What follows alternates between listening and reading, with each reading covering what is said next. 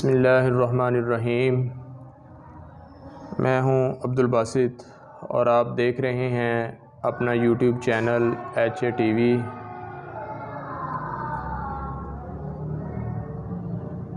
آج ہم بہت ہی اہم موضوع پر ڈسکس کرنے جا رہے ہیں کہ دنیا میں رہتے ہوئے انسان کو بہت سی پریشانیوں اور مسائل کا سامنا کرنا پڑتا ہے۔ ان مسائل کا کیا حل ہے، اس کو کس طرح فیس کرنا ہے، وہ آج ہم آپ کے سامنے بیان کریں گے۔ لارڈ ماؤنٹ بیٹن یہ ہندوستان کا آخری وائسرائے تھا۔ یہ 24 مارچ 1947 کو وائسرائے بنایا گیا۔ 14 اگست 1947 تک متحدہ ہندوستان کا وائسرائے رہا۔ یہ پاکستان اور انڈیا کا مشترکہ گورنر جنرل بننا چاہتا تھا، مگر قائد اعظم محمد علی جناح نے صاف انکار کر دیا کہ آپ جو مشترکہ گورنر جنرل نہیں بن سکتے، آپ انڈیا کے گورنر جنرل بن سکتے ہیں، پاکستان کے نہیں۔ پاکستان کا الگ گورنر جنرل بنائیں گے۔ یہ 21 جون 1948 تک انڈیا کا گورنر جنرل رہا۔ لارڈ ماؤنٹ بیٹن دوسری جنگ عظیم میں جنوب مشرقی ایشیا میں اتحادی فوج کا کمانڈر آف چیف بھی رہا۔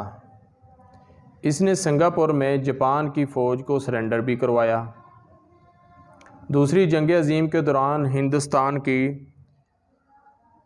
جو فوج تھی وہ بھی لارڈ ماؤنٹ بیٹن کے متحد تھی۔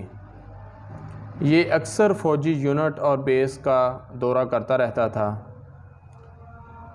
فوجی یونٹوں کی چیکنگ کرتا رہتا تھا۔ 1945 کا واقعہ ہے کہ اس نے ایک پنجابی ریجمنٹ کا دورہ کرنا تھا، اور اس دورے کے دوران اس کا خطاب بھی کرنا تھا اس نے۔ جب یہ اس پنجابی ریجمنٹ کے یونٹ میں پہنچا تو تمام جو پنجابی نوجوان تھے ریجمنٹ کے، ان کو ایک میدان میں جمع کر لیا گیا۔ میدان میں جمع کرنے کے بعد لارڈ ماؤنٹ بیٹن نے اپنا خطاب شروع کر دیا۔ لارڈ ماؤنٹ بیٹن کا جو خطاب تھا وہ انگریزی میں تھا، اور اس کا جو ترجمہ ایک سکھ کیپٹن وہ کر رہا تھا۔ خطاب کے دوران ہی اس نے ایک بہت بڑا لطیفہ سنایا، کافی طویل لطیفہ سنایا، جس کا سکھ ترجمان نے ایک فقرے کے اندر ترجمہ کر دیا، اور جو ساری نوجوان تھے پنجابی ریجمنٹ کے، وہ خوب کہکہا لگا کر ہنسنے لگے اور پیڑ پکڑ کر زمین پر لیٹنے لگے۔ تو یہ سارا عالم دیکھ کر لارڈ ماؤنٹ بیٹن بہت حیران ہوا۔ تقریب ختم ہوئی تو اس نے سکھ ترجمان جو کیپٹن تھا سکھ ریجمنٹ کا، اس سے پوچھا کہ آپ نے یہ جو ایک فقرے میں نے 2000 فقرے میں لطیفہ سنایا، اور آپ نے 17 ورڈ میں اس کا ٹرانسلیٹ کر دی، اور یہ جو پنجابی نوجوان تھے، پنجابی ریجمنٹ کے نوجوان تھے، وہ سارے ہنسنے لگے۔ میں اس کی آپ کو داد دیتا ہوں، اور اس کی کیا وجہ ہے یہ بھی مجھے بتائیں، کیا آپ نے کہا ان کو؟ تو اس سکھ ترجمان نے سر فخر سے بلند کر کے کہا کہ سر، میں ان کا کیپٹن ہوں، اور یہ لوگ میری بات مانتے ہیں۔ جب آپ نے ان کو لطیفہ سنایا تو میں نے صرف ان کو یہ بولا کہ سر نے ایک ہنسنے والا جو لطیفہ سنایا ہے، ہنسنے والی بات کی ہے، اور آپ 1.5 منٹ تک خوب ہنسیں۔ تو وہ ہنسنا شروع ہو گئے۔ تو بظاہر یہ ایک چھوٹا سا لطیفہ لگتا ہے، مگر اس لطیفے کے اندر زندگی کا ایک بہت بڑا فلسفہ موجود ہے۔ کہ آپ کی زندگی میں اگر خوشی ہے یا غم ہے تو وہ آپ کی ذات تک محدود ہے۔ آپ کی خوشی سے کسی کو کوئی غرض نہیں اور نہ ہی آپ کے دکھ سے کسی کو کوئی غرض ہے۔ اس لیے اپنی خوشی کی لمبی داستان سنا کر کسی کو بور مت کیا کریں اور کسی کا ٹائم ضائع مت کریں۔ جیسے ہی آپ اپنی خوشی کسی کو بتائیں گے تو لوگ جیلس ہوں گے، حسد کریں گے اور آپ کا برا سوچنا شروع کر دیں گے۔ اس لیے اپنی خوشی کو اپنی ذات تک محدود رکھیں اور آپ کے دکھ سے بھی کسی کو کوئی غرض نہیں۔ کوئی آپ کا رونا دھونا کوئی اس کو پسند نہیں کرتا، وہ بھی آپ کی ذات تک ہی محدود ہے۔ تو اس لیے اپنا دکھ بھی کسی کو نہ سنائیں۔ اس دنیا میں رہتے ہوئے کسی بھی دوسرے شخص کو آپ کے دکھ اور خوشی سے کوئی غرض نہیں۔ دکھ اور خوشی کی تعریف بھی دکھ اور خوشی ہی ہے۔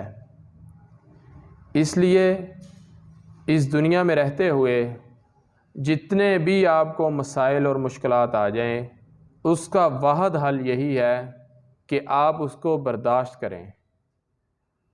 اس کا واحد حل یہی ہے۔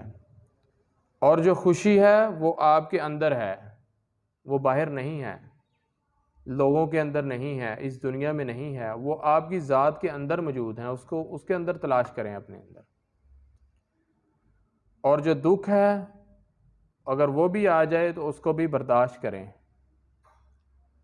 تو ایک مشکل وقت کے بعد اچھا وقت آتا ہے۔ ہمیشہ اچھا سوچیں، جیسا آپ سوچو گے ویسا ہو جائے گا۔ تو اس لیے ہمیں چاہیے نیگیٹو سوچنے کے بجائے پازیٹیو سوچیں۔ اور اگر پھر بھی بلکہ اگر اللہ نے آپ کو زندگی میں خوشی دی ہے تو اللہ کا شکریہ ادا کریں، 2 نفل پڑھیں، اللہ کے آگے سر سجدے میں کر دیں اور خوب اللہ کی کبریائی بیان کریں، اس کا شکر ادا کریں۔ اور اگر زندگی میں کوئی دکھ اور تکلیف، کوئی بیماری آ گئی ہے تو پھر بھی دنیا کے آگے رونے دھونے سے کچھ نہیں ہوگا۔ لوگوں کو کوئی غرض نہیں ہے کہ آپ کو دکھ ہے یا خوشی ہے، تو وہ بھی اپنے اللہ کے سامنے روئیں، تو انشاءاللہ اس کا کوئی بہتر حال اللہ تعالیٰ نکال دے گا۔ اگر آپ کو یہ ویڈیو پسند آئی ہو تو اس کو شیئر اور لائک کریں، اور جن دوستوں نے ابھی تک ہمارا یوٹیوب چینل HATV سبسکرائب نہیں کیا تو وہ اس کو سبسکرائب بھی کر دیں۔ اللہ میرا اور آپ کا حامی و ناصر ہو۔ اور اپنی زندگی میں سب سے جو اہم بات یہ ہے، درود ابراہیمی ضرور لے آئیں۔ جب بھی آپ کو وقت ملے درود ابراہیمی پڑھتے رہا کریں۔ السلام علیکم ورحمۃ اللہ۔